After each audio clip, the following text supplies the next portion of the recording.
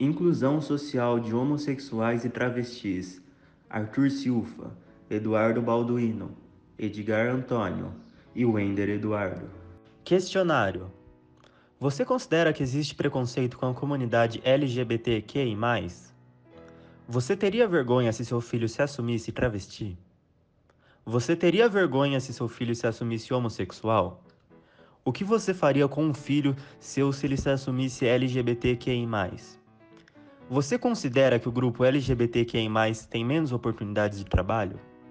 Durante a sua vida profissional ou acadêmica, você já teve convivência com algum pertencente ao grupo LGBTQI+. Você acha que deve ser criada uma cota para LGBTQI+, em universidades e instituições de trabalho? Qual a sua opinião sobre a comunidade LGBTQI+.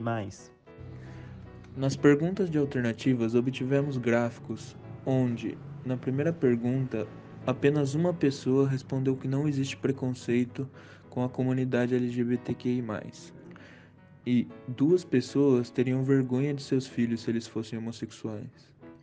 Três pessoas teriam vergonha se seus filhos fossem travestis. E cinco pessoas dizem que não há menos oportunidades para o grupo LGBTQI+. Uma pessoa não obteve contato com alguém deste grupo durante seu período de escola ou trabalho.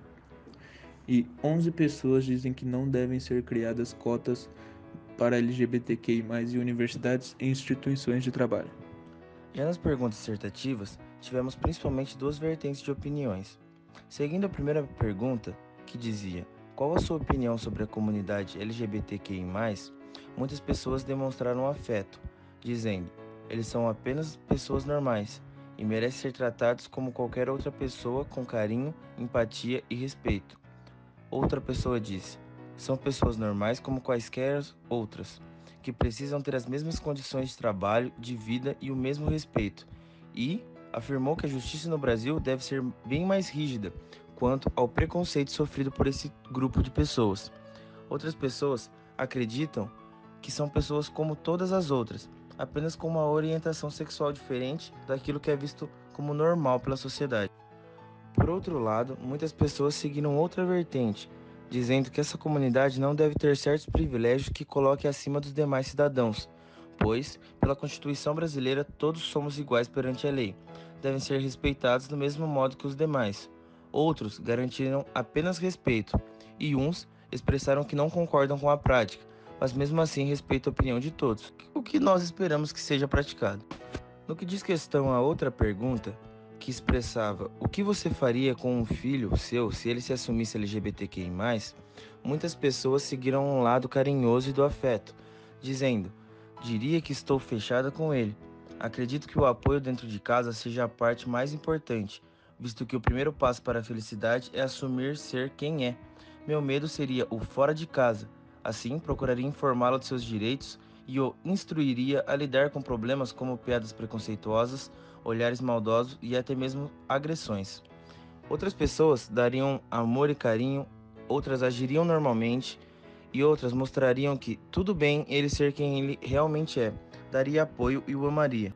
Porém, outras pessoas expressaram seu descontentamento, dizendo: deixaria claro que eu o amaria por quem ele é e não por sua orientação sexual. Outras diziam: iria conversar com ele e falar a verdade. Outra não deixaria de amá-lo, mas também deixaria claro que não concordo com a prática homossexual. E algumas apenas não sabiam qual seria a sua reação na hora, dizendo: não sei qual seria a minha reação. A princípio, a maioria das pessoas entrevistadas foram empáticas quanto às opções sexuais de desconhecidos. Porém, notamos um leve aumento de repúdio quando perguntado o que fariam se um familiar, no caso o filho, se assumisse. Uma das respostas foi: amaria por quem ele é e não por sua orientação sexual. E outra: iria conversar com ele e falar a verdade. Porém, uma pergunta nos vem em mente: o que seria essa verdade? Em uma explicação religiosa, essa verdade seria o pecado, pois para aqueles que seguem os mandamentos de Jesus Cristo, o ato sexual, por si só, é um pecado, quando não é visada a reprodução. O que sabemos só ser possível em uma relação entre homem e mulher. Qualquer ato feito que seja considerado pecado mediante a Deus levaria o infrator ao inferno, para uma eternidade de sofrimento. No entanto, por outro lado, quando se promete uma eternidade de sofrimento, se não seguirem seus dogmas e escrituras, estariam traindo o mais forte de seus mandamentos, o livre-arbítrio. Então, a qual conclusão chegamos? Você pode ter chegado em uma verdade, eu em outra, um familiar em outra. A única coisa que podemos concluir com certeza é que a verdade não é universal. Cada um tem a sua. E o julgamento perante aqueles que têm a verdade diferente da sua chega a ser ridículo, preconceituoso, em outras palavras. E preconceito esse que a maioria dos entrevistados concordaram existir contra a comunidade LGBT. Esse mesmo preconceito gera medo, vergonha e impede uma pessoa de ser o que ela realmente quer, o que ela realmente é. E isso é desumano. Portanto, para a plena inclusão, devemos abandonar os hábitos preconceituosos, enraizados na nossa sociedade por tanto tempo.